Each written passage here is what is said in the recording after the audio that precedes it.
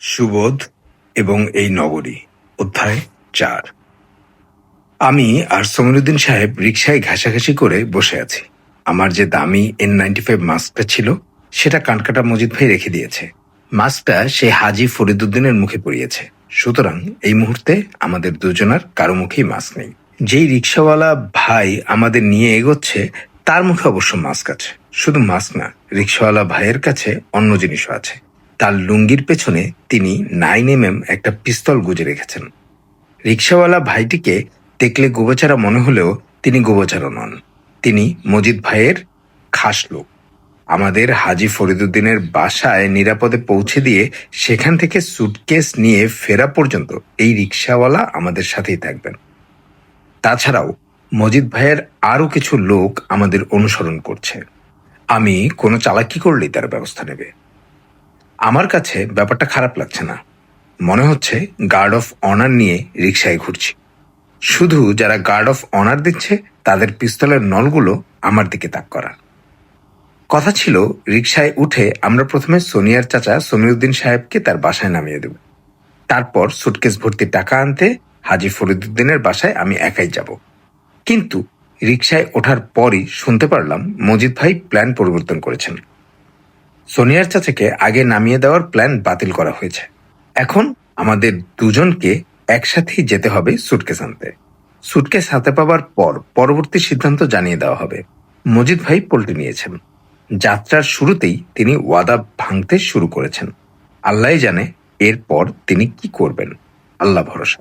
মজিদ ভাইয়ের পল্টি নেওয়ার তথ্য আমরা পেয়েছি আমাদের রিক্সাওয়ালা ভাইয়ের কাছ থেকে। তিনি তার মুখের মাস্কটা নামিয়ে পান খাওয়া দাঁত বের করে হাসতে হাসতে আমাদেরকে এইসব তথ্য দিয়েছেন। তথ্য দেবার সময় তার লুঙ্গির পেছনে গোজা 9mm পিস্তলটা বের করে সেটাকে কিছুক্ষণ আমাদের দুজনার চোখের সামনে নেড়েচেড়ে আবার লুঙ্গির পেছনে গুজে রেখেছেন। সুতরাং তার কথার প্রতিবাদ করার প্রশ্নই আসে না। আমরা হাসি মুখে মেনে নিয়েছি। রিক্সাওয়ালা ভাই আমার হাতে একটা মোবাইল ফোনও দিয়েছেন। যে কোনো প্রয়োজনে মজিদ ভাই এই ফোনে ফোন দিয়ে আমার সাথে যোগাযোগ করবেন। তাই যতক্ষণ কাজ না হয় ফোনটাকে যত্ন করে রাখতে হবে। সেই ফোন আমি হাতে নিয়ে বসে আছি। রিকশা চলছে আদম্য গতিতে। সমিরুদ্দিন সাহেবের সাথে রিকশা ভ্রমণ আমার তেমন একটা খারাপ লাগছে না এই মুহূর্তে। তবে ভদ্রলোকের গায়ে কাঁপুনির টের পাচ্ছি। শীতে কাঁপছেন বলেই মনে হচ্ছে। খুব সম্ভবত জ্বর চলে এসছে তার। করোনাকালীন এই সময়ে হুট করে জ্বর চলে আসাটা বিচিত্র কিছু না। কোভিড পজিটিভ হয়ে মরে যাওয়া এখন বাঙালির জন্য ডাল ভাতের মতো হয়ে গেছে। আল্লাহর আজাব পাকড়াও করেছে পুরো পৃথিবীকে। বাঙালি এই আজাবেও সোজা হয়নি। সরকারি চাল চুরি, ত্রাণ চুরি করা শুরু করেছে। কোভিড-19 ভাইরাসও বসে নেই। হিসেব করে আল্লাহর হুকুমে চোর বাটপার মন্ত্রী মিনিস্টার উঠিয়ে নিয়ে যাচ্ছে। সাধারণ ভালো মানুষও মরছে অনেক। যখন কোনো অঞ্চলে আল্লাহর আজাব আসে তখন সেই আজাব ভালো মন্দ দেখে না। সে আসে একটা জনপদকে লণ্ডভণ্ড করে দিয়ে যায়। এখন সেই লণ্ডভণ্ড করার সময় চলছে। মানুষ যদি গুনাহ থেকে ফিরে আল্লাহর কাছে ক্ষমা চায়, তার দিকে রুজু হয়, তাহলে আল্লাহ হয়তো মাফ করবেন, এই আজাব সরিয়ে নেবেন। আল্লাহ যদি এই আজাব সরিয়ে না নেন তাহলে মানুষের কিছুই করার নেই। এই ভয়াবহ পরিস্থিতিতে সমিরুদ্দিন সাহেবের জ্বর চলে আসাটা অস্বাভাবিক কোনো ঘটনা না। তবে তার করোনা হয়ে গেছে সেটা এখনই বলা যাচ্ছে না, কারণ তিনি এখন একটা ঘোরের মধ্যে আছেন। তাকে ছেড়ে দেওয়ার পর আবারও রিকশায় তুলে টাকা ভর্তি সুটকেস আনার মিশনে আমার সাথে পাঠানো হচ্ছে। এই সত্যটা সে এখনো মনে হয় সহজভাবে গ্রহণ করতে পারেনি। স্থির হয়ে রিকশায় বসে থাকতে পারছেন না তিনি। সারাক্ষণ এদিক ওদিক তাকাচ্ছেন। একটু পরপরই রিকশার পেছনের পর্দা উঠিয়ে পেছনে দেখার চেষ্টা করছেন। সমিরুদ্দিন সাহেব গলা নামিয়ে বললেন, ওরা মনে হয় আমাকে আর ছাড়বে না। আমি হেসে বললাম, ওরা তো ধরে রাখার কেউ না। আল্লাহ চাইলে ওরা আপনাকে ধরে রাখতে পারবে না, আর আল্লাহ না চাইলে ওরা ছাড়তে চাইলেও আপনাকে ছাড়তে পারবে না। তোমার কি মনে হয় সুটকেসটা ওরা হাতে পাওয়ার পর আমাদের কি খুন করা হবে? আল্লাহ ভালো জানেন চাচা, সবর করেন। যতক্ষণ না ফয়সালা করেন আল্লাহ, তিনিই হলেন সর্বোত্তম ফয়সালাকারী। তোমার কি ভয় হয় না চাচা? অন্তরের মৃত্যুর ভয় হয়, শরীরের মৃত্যুর ভয় হয় না। তুমি সাধারণ মানুষের পর্যায়ের না আব্দুল্লাহ। আমরা কেউই সাধারণ মানুষের পর্যায়ের না চাচা। আল্লাহ আমাদের অসাধারণ করেই সৃষ্টি করেছেন, ইমানের মতো অসাধারণ শক্তি দিয়েছেন। অথচ আমরা সেই শক্তিকে দূরে ঠেলে দিয়ে অতি সাধারণ জীবন বেছে নিই। আমি কথা শেষ করতে না করতেই মুষলধারে বৃষ্টি শুরু হয়েছে। রিকশার হুড তুলে দেওয়া হয়েছে। রিকশাওয়ালা ভাই বিরক্ত মুখ নিয়ে ভিজে ভিজে রিকশা টানছেন। তিনি বোধহয় এইরকম পরিস্থিতির জন্য তৈরি ছিলেন না। নাক মুখ কুঁচকে বারবার পেছনে ফিরে আমাদের দেখছেন। যতবার তিনি ঘুরে আমার দিকে তাকাচ্ছেন ততবার আমি তাকে প্রাণ খোলা হাসি উপহার দিচ্ছি। ব্যাপারটা রিকশাওয়ালা ভাই সহজভাবে নিতে পারছেন না। রিকশাওয়ালা ভাইটি খুব সম্ভবত অস্ত্রের মুখে যাদেরকেই অতীতে আটক করেছে তাদের সবার চোখে তিনি আতঙ্ক দেখে অভ্যস্ত, মৃত্যু আতঙ্ক। সেই আতঙ্ক যখন তিনি আমার চোখে খুঁজে পাচ্ছে না, তখন তার অবচেতন মন তাকে বিভ্রান্ত করছে। তিনি অস্বস্তি বোধ করছেন, বারবার পেছন ফিরে বোঝার চেষ্টা করছেন সমস্যাটা কোথায়। আমি পরিবেশটা দারুণ উপভোগ করছি। রিকশাওয়ালা ভাইটিকে আরও একটু ভড়কে দিতে ইচ্ছে করছে। আমি মুখে হাসি রেখা টেনে বললাম, রিকশাওয়ালা ভাই, এই ঝুম বৃষ্টিতে কষ্ট করে রিকশা চালানোর দরকার নাই। রাস্তার পাশে চায়ের দোকান দেখলে সাইড করেন, চা বিস্কুট খাই, বৃষ্টি কমলে আবার রওনা দেই। রিকশাওয়ালা চোখ পিটপিট করে অবাক দৃষ্টিতে আমার দিকে পেছন ফিরে তাকাচ্ছে, কিছু বলছে না। রিকশা সামান্য ব্রেকও করছে না, বরং যেই গতিতে রিকশা চলছিল সেটা আরো একটু বেড়ে গেছে। আমি বললাম, ভাই, বৃষ্টিতে আপনার লুঙ্গির পেছনে রাখা পিস্তলটা তো ভিজে চুপসে যাচ্ছে। এই জিনিস তো ঠিক সময়ে কাজ করবে না মনে হচ্ছে। ধরেন আমি টাকা ভর্তি সুটকেস নিয়ে দৌড় দিলাম, আপনি আমাকে থামাতে গুলি চালালেন, দেখা গেল পিস্তলে গুলি ফেসে গেল। কি এক পরিস্থিতি দাঁড়াবে চিন্তা করেছেন? তার চেয়ে জিনিসটা আমার হাতে দেন, আমি যত্ন করে রাখি। যখন রিকশা থেকে নামবো তখন আপনাকে জিনিসটা ফিরিয়ে দেব। আমাদের রিকশা একটা ঝাঁকি খেয়ে থেমে গেল। রিকশাওয়ালা ভাই সজোরে ব্রেক করছেন। সমিরুদ্দিন সাহেব ভয়ে চিৎকার করতে গিয়ে নিজেকে সামলে নিয়ে আমাকে উদ্দেশ্য করে বলল, কি হলো আব্দুল্লাহ, রিকশা থামালো কেন? আমাদের কি এখন গুলি করা হবে? জি না চাচা, ভাইটির রিকশার চেইন পড়ে গেছে, কোমরে গোজা পিস্তলটাও রাস্তায় পড়ে গেছে। ঝুম বৃষ্টি হচ্ছে, যাকে ইংরেজিতে বলে ক্যাটস অ্যান্ড ডগস। এর মধ্যে রিকশার চেইন যে শুধু পড়ে গেছে তা না, একদম ছিঁড়ে গেছে। রিকশাওয়ালা ভাইটি হতাশ চোখে তাকিয়ে আছে চেইনের দিকে।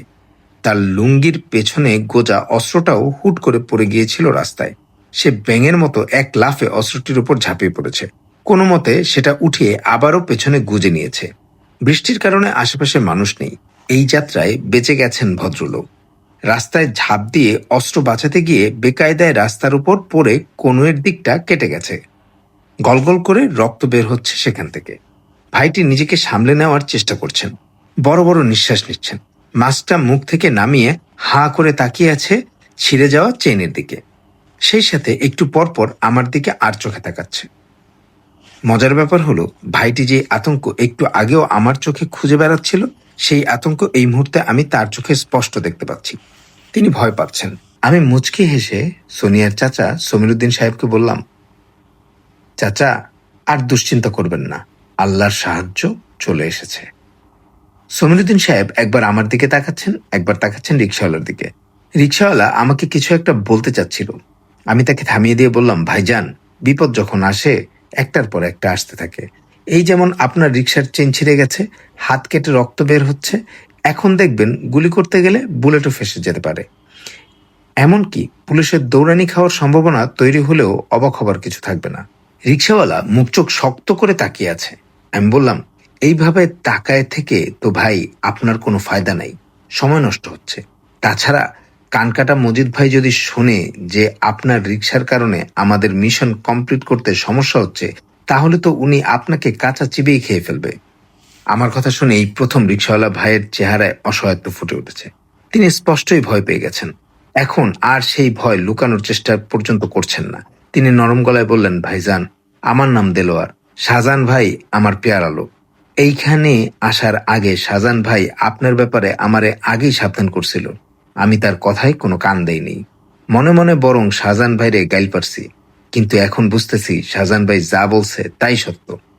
কি বলেছে শাহজাহান ভাই আপনাকে? শাহজাহান ভাই বলছে আপনি কোনো সাধারণ মানুষ না, আপনি অন্য কিছু। আর এইটা আমি হাতে নাতে আইসকা প্রমাণ পাইছি। এই অল্প সময়ে আমার সাথে যা যা ঘটে গেল, এগুলা এমনি এমনি ঘটে নাই। রিকশাওয়ালার কথা শুনে আমার পাশে বসা সমিরুদ্দিন সাহেব আঁতকে উঠলেন। তিনি এখন বড় বড় চোখ করে আমার দিকে তাকিয়ে আছেন, বিড়বিড় করে কি যেন বলছেন। আমি বললাম, চাচাকে আয়তাল কুরসি পড়তেছেন? সমরুদ্দিন সাহেব হ্যাঁ সূচক মাথা নাড়ল। রিক্সাওয়ালা সমরুদ্দিন সাহেবকে কঠিন গলায় বলল, আয়তাল কুরসি পড়েন কেন? আব্দুল্লাহ বাইরে কি আপনার জিনের বাদশা মনে হয়? আয়তাল কুরসি পড়লে উইরা যাইব? উনি একজন আধ্যাত্মিক পুরুষ, পীর ফকির ধরনের লোক, অন্য লেভেলের মানুষ। আমি রিক্সাওয়ালাকে উদ্দেশ্য করে বললাম, আমার সম্পর্কে এইসব আপনাকে কে বলেছে? শাহজাহান ভাই? জি। এই কথাগুলো সত্য নয়। শাহজাহান ভাই আমাকে ভালোবাসেন তাই এগুলো বলেছেন। আমি পীর ফকিরও না, জিনের বাদশাও না। আমি আপনার এবং সমরুদ্দিন সাহেবের মতোই একজন মানুষ, অত্যন্ত গুনাহগার এবং অতি সাধারণ একজন আল্লাহর বান্দা। কোনো মানুষকে নিয়েই এরকম ধারণা পোষণ করা উচিত না। বুঝতে পারছেন দেলোয়ার ভাই? জি ভাইজান, বুঝছি। সমীরুদ্দিন সাহেব একটু স্বাভাবিক হয়েছেন।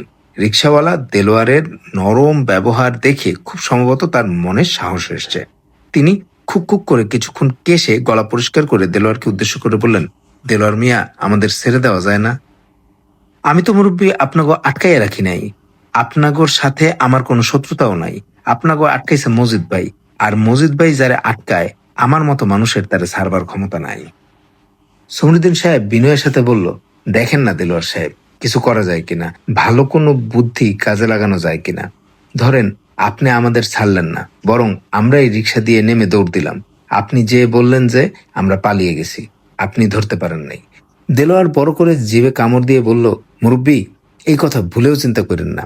মজিদ ভাইয়ের 3জন শুটার আমগোর ফলো করতেছে অনেক আগে থেকে।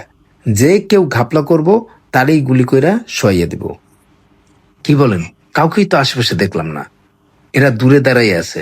মজিদ ভাইয়ের খুব খাস লোক। মজিদ ভাই চায় না এরা পুলিশ কিংবা র্যাবের কোনো ঝামেলায় পড়ুক, তাই তেনারা স্পটে আসবে না।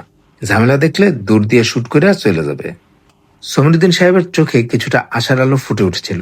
দেলোয়ারের কথা শুনে সেটা নিভে গেল। তিনি আবারও চুপসে গেছেন।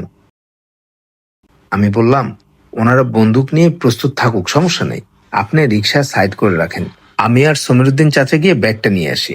আমরা তো চলেই এসছি, বাসা এখান থেকে খুব একটা দূরে না। দেলোয়ার খুব বিনয়ের সাথে বলল, আব্দুল্লাহ ভাই, একটা আর্জি। বলুন। সমরুদ্দিন চাচা বুড়ো মানুষ, কষ্ট কইরা আপনার সাথে যাওয়ার কি দরকার? উনি আমার সাথে রিক্সায় এইখানে অপেক্ষা করুক, আপনি একা যান। এটা সম্ভব না দেলোয়ার মিয়া। যদি সুটকেস আনতে যাই তাহলে আমি সমরুদ্দিন চাচাকে নিয়েই যাব, নয়তো যাব না। এখানে বসে বসে শুটারদের গুলি খাবো, অসুবিধা নাই। দেলোয়ার মিয়ার চোখে হতাশা। সে বলল, আপনার মতো একজন আল্লাহওয়ালা লোকের ওপর দিয়ে কথা বলার সাহস আমার নাই আব্দুল্লাহ ভাই। আপনি যা মনে চায় তাই করেন, কিন্তু দয়া কইরা সুটকেসটা নিয়ে আমার রিক্সার কাছে আইসেন। নাইলে আপনাকে তো শুটাররা মারবই, আমারও ছাড়বো না। আপনি চিন্তা করবেন না দেলোয়ার মিয়া, সুটকেস হাতে পেলে আমি আপনার এখানে আসব ইনশাআল্লাহ। আমি সমরুদ্দিন সাহেবকে নিয়ে রিক্সা থেকে নেমে হাঁটতে শুরু করেছি। বৃষ্টির মধ্যে হাঁটতে বেশ ভালো লাগছে। ঠিকানা যেটা দেওয়া হয়েছে সেই অনুযায়ী আর 2টা বাড়ির পরে হাজী ফরিদুদ্দিন সাহেবের বাড়ি। সেখানে তার ছেলে টাকা ভর্তি সুটকেসটা নিয়ে নিচে দাঁড়িয়ে থাকার কথা। ফরিদুদ্দিনকে দিয়ে ফোন করিয়ে কি করতে হবে সেটা জানিয়ে দেওয়া হয়েছিল তার ছেলেকে। বাবাকে বাঁচাতে ছেলে নিশ্চয়ই টাকা ভর্তি ব্যাগ নিয়ে অপেক্ষা করছে। আমি আর সমরুদ্দিন চাচা বৃষ্টিতে কাক ভেজা হয়ে এগোচ্ছি। সমরুদ্দিন চাচা এলোমেলো পা ফেলছেন, আমার দিকে বারবার তাকাচ্ছেন, কিছু একটা বলতে চাচ্ছেন হয়তো আমাকে। আমি জিজ্ঞেস করলাম, কিছু বলবেন চাচা? তেমন কিছু না, একটা ব্যাপার মাথা থেকে বের হচ্ছে না। কি সেটা বলুন। তুমি এসব কিভাবে করো? কি সব চাচা? এই যে হঠাৎ করে ঝুম বৃষ্টি শুরু হলো, রিক্সার চেইন ছিঁড়ে গেল, দেলোয়ার পরে গিয়ে হাত কেটে ফেললো, দেলোয়ার বিনয় হয়ে গেল, আমাদের প্রতিকূল থাকা পরিস্থিতি হুট করে অনুকূলে চলে এলো। এগুলো মোটেই কাকতালীয় ব্যাপার না। তুমি কিছু একটা কেরামতি করেছো বলেই আমার বিশ্বাস। আমি কিছু করিনি চাচা, যা করেছেন আল্লাহ করেছেন। আমি আল্লাহর উপর পরিপূর্ণ আস্থা রেখেছি, ধৈর্য ধারণ করেছি, আর ছোট্ট একটা দোয়া পড়ে আল্লাহর সাহায্য চেয়েছি। বিপদের সময় যেই দোয়াটি নবীজি সাল্লাল্লাহু আলাইহি ওয়াসাল্লাম পড়তেন। কি দোয়া পড়েছিলাম শুনতে চান চাচা? হ্যাঁ, শুনতে চাই। দোয়াটি হলো, লা ইলাহা ইল্লাল্লাহুল আযীমুল হালিম, লা ইলাহা ইল্লাল্লাহু রাব্বুল আরশিল আযীম, লা ইলাহা ইল্লাল্লাহু রাব্বুস সামাওয়াতি ওয়া রাব্বুল আরশিল কারীম। এর অর্থ কি জানেন? এর অর্থ হচ্ছে, আল্লাহ ছাড়া কোনো উপাস্য নেই, তিনি সুমহান ও পরম সহিষ্ণু। আল্লাহ ছাড়া কোনো উপাস্য নেই, তিনি মহান আরশের প্রভু। আল্লাহ ছাড়া কোনো উপাস্য নেই, তিনি আকাশমণ্ডলীয়, জমিন ও মহাসম্মানিত আরশের প্রভু। সমীরউদ্দিন সাহেব আর কিছু বলছেন না, মাথা নিচু করে হাঁটতে শুরু করেছেন। আমিও তার পাশে হাঁটছি। দূরে এক প্রকাণ্ড কালো সুটকেস নিয়ে বাড়ির সদর দরজায় দাঁড়িয়ে থাকতে দেখা যাচ্ছে এক যুবককে।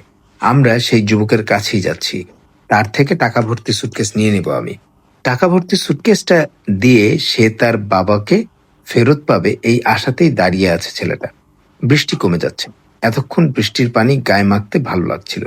নবীজি সাল্লাল্লাহু আলাইহি ওয়াসাল্লাম যখন বৃষ্টি গায়ে মাখতেন তখন বলতেন, আল্লাহুম্মা সাইয়্যিবান নাফিয়ান, হে আল্লাহ আমাদের উপকারী বৃষ্টি দান করুন। আমি আকাশের দিকে তাকিয়ে চোখ বন্ধ করলাম। হে আমাদের রব, আমাদের উপকারী বৃষ্টি দিন, যে বৃষ্টি খারাপ এই সময়গুলো ধুয়ে মুছে নিয়ে যাবে।